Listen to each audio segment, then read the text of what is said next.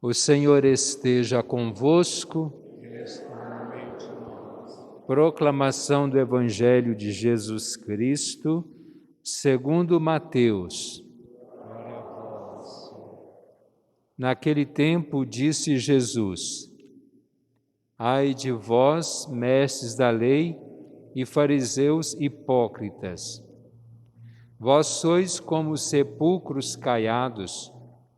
Por fora parecem belos, mas por dentro estão cheios de ossos de mortos e de toda podridão. Assim também vós, por fora pareceis justos diante dos outros, mas por dentro estáis cheios de hipocrisia e injustiça. Ai de vós, mestres da lei e fariseus hipócritas! Vós construís sepulcros para os profetas e enfeitais os túmulos dos justos. E dizeis: se tivéssemos vivido no tempo de nossos pais, não teríamos sido cúmplices da morte dos profetas. Com isso, confessais que sois filhos daqueles que mataram os profetas. Completai, pois, a medida de vossos pais. Palavra da salvação.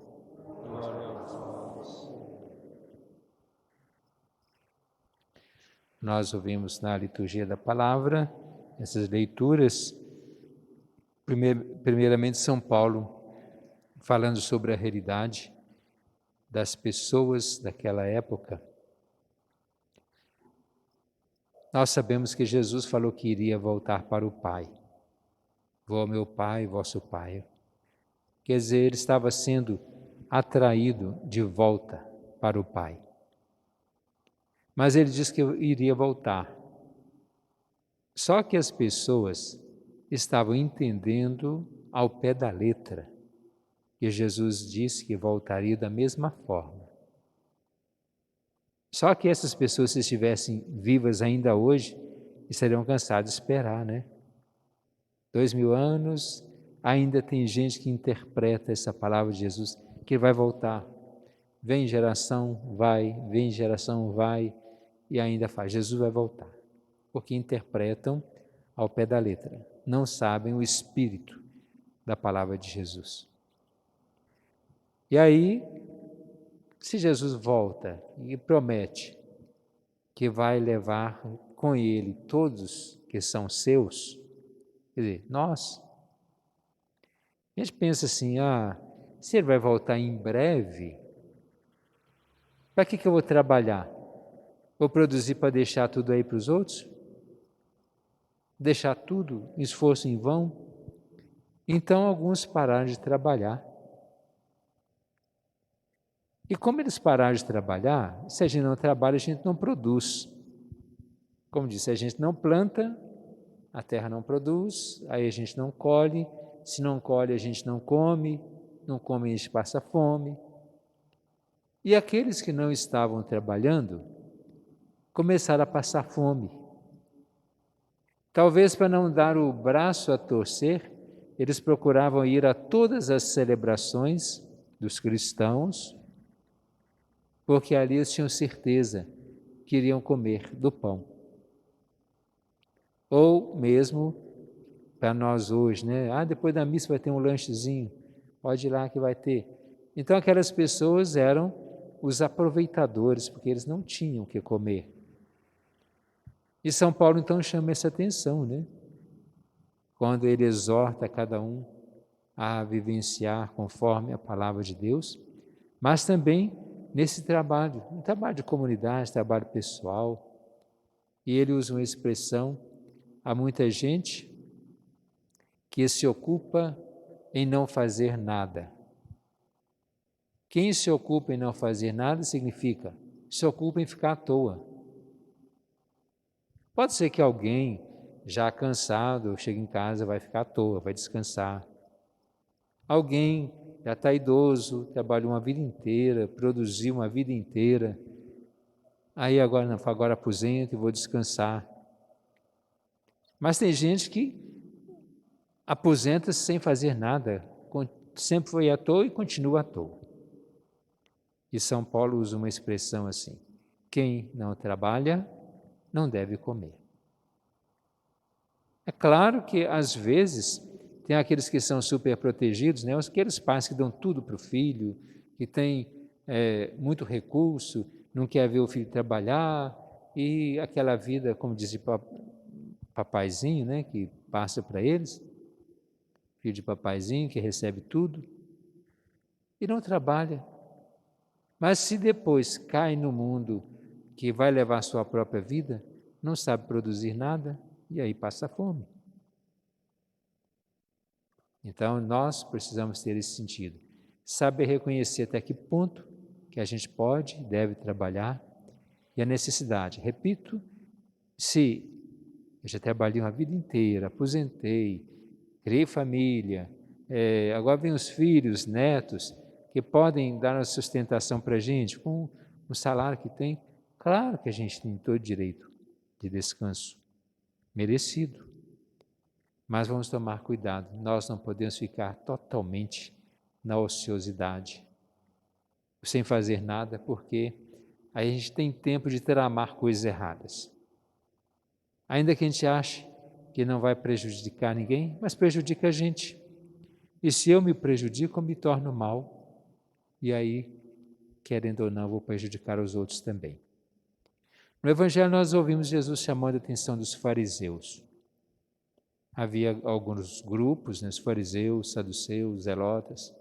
Como hoje a gente tem vários grupos na sociedade, são os partidos políticos, são os clubes, são as entidades beneficentes ou não, associações de bairro, que deveriam existir sempre para o bem dos outros. E mesmo na igreja, as nossas pastorais, nossos grupos de igreja, que deveriam trabalhar sempre para o bem. E às vezes a gente fica numa disputa, querendo ser mais do que o outro. Se a gente tem 2, 3, 4 pastorais na igreja, elas têm que se somar para fazer algo melhor. Mas a gente fica puxando tudo para o lado da gente e o outro está errado. Não, você está o pastoral, você se vira. Nós precisamos somar forças. E pior quando a gente está disputando e menosprezando o trabalho dos outros. E muitas vezes com guerras. E aí os fariseus, eles menosprezavam. É claro que eles se juntavam, sobretudo, contra Jesus, mas tinha alguém por trás, que eram o sinédrio, eram os poderosos, aqueles que usavam de autoridade, que queriam eliminar Jesus. Então, eles se uniam com interesse. Mas aí Jesus, no Evangelho, chama a atenção dos fariseus.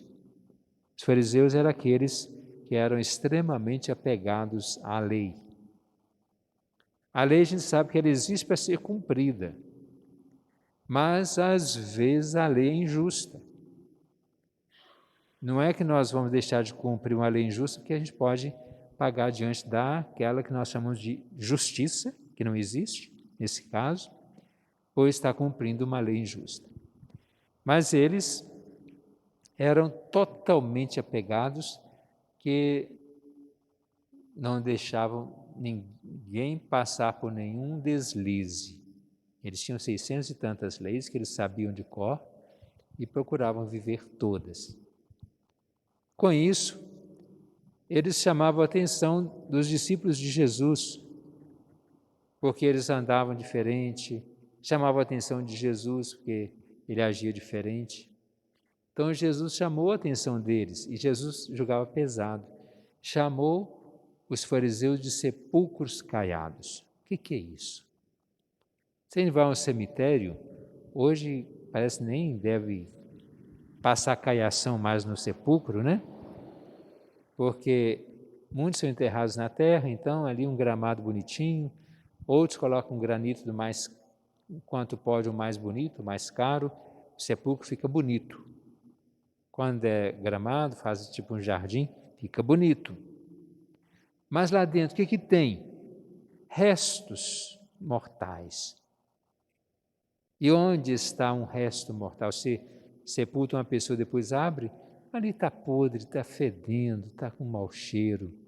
Quer dizer, tem uma aparência de bonito, mas por dentro só podridão. E Jesus chama os fariseus de sepulcros caiados, porque eles aparentavam ser bons, mas por dentro só maldade. E é o que rege a pessoa, é o coração. E se a pessoa tem maldade, ela não vai ser boa por fora e por dentro. Por fora pode mostrar, e às vezes a gente fala muito e não consegue, ou não tenta viver nada do que a gente fala. É claro que às vezes a gente tenta falar, tenta viver, não consegue, mas a gente vai se esforçando, é uma coisa.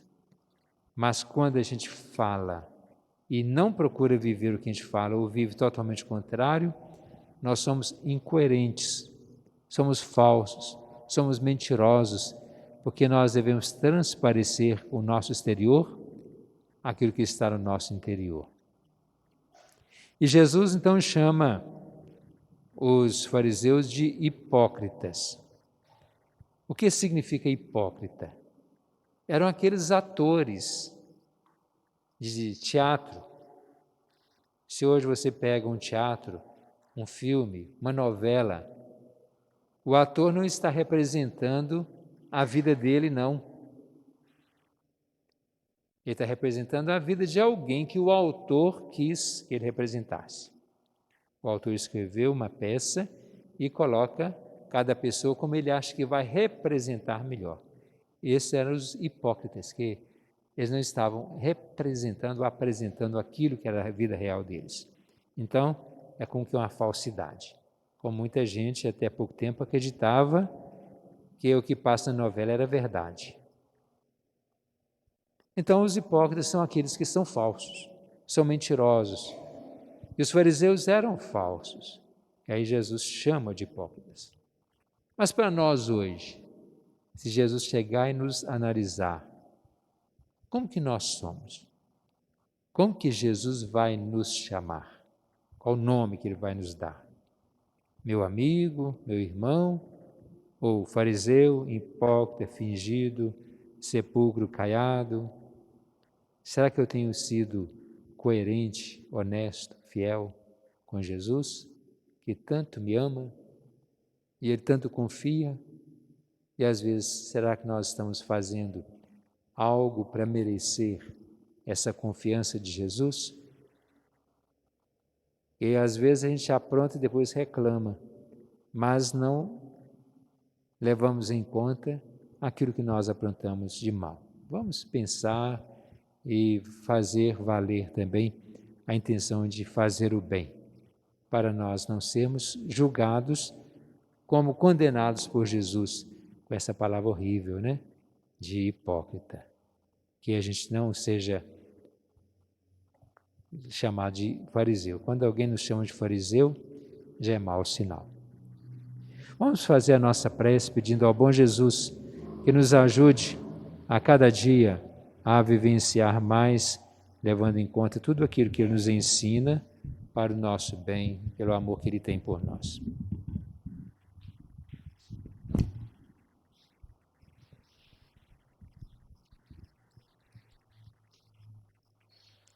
Pela Igreja de Deus, a fim de que ela seja conhecida e respeitada por todos, rezemos ao bom Jesus. Ó bom Jesus, escutai a nossa prece.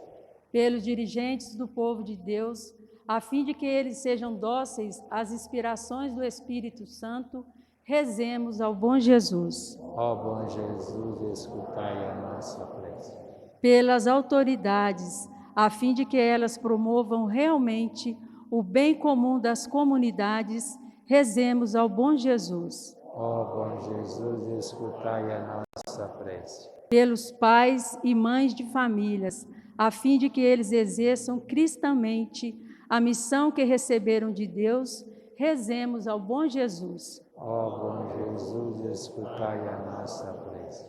Pelos rapazes e moças, a fim de que, na crise da juventude, não percam de vista os valores cristãos, rezemos ao bom Jesus. Ó bom Jesus, escutai a nossa prece. Pelas famílias, a fim de que elas, no modo de levar a vida, deem um autêntico testemunho de vida cristã, rezemos ao bom Jesus. Ó bom Jesus, escutai a nossa prece. Por aqueles que nos pediram para rezarmos por eles, a fim de que tenham paz e tranquilidade na vida e vivam na graça de Deus, rezemos ao bom Jesus. Ó bom Jesus, escutai a nossa prece. Por aqueles que de alguma maneira estão sofrendo, a fim de que aceite o sofrimento com resignação cristã e ofereça o sofrimento pela sua salvação e salvação de outros em união com o sofrimento de Cristo, rezemos ao bom Jesus. Ó bom Jesus, escutai a nossa prece.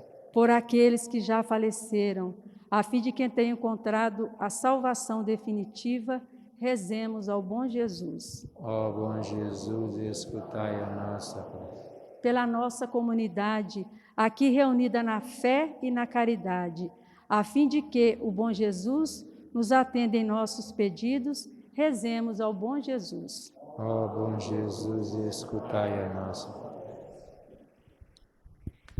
Ó meu Senhor, bom Jesus, que estais na Basílica de Congonhas, braços abertos, para acolher com paternal bondade os vossos devotos e derramar sobre todos a plenitude da vossa misericórdia.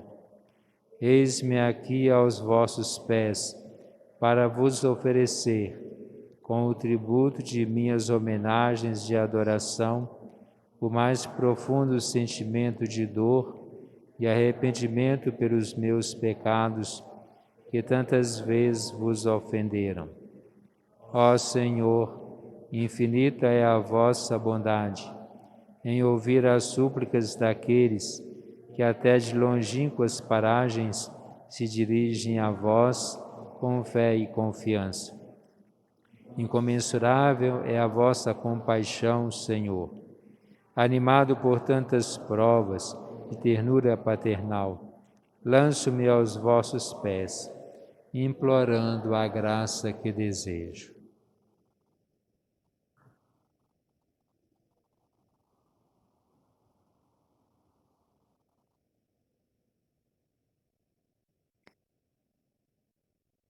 E vós, Virgem Santíssima, Mãe de Deus e Mãe dos homens, a quem o bom Jesus nada recusará por vossa intercessão, alcançai-me esta graça.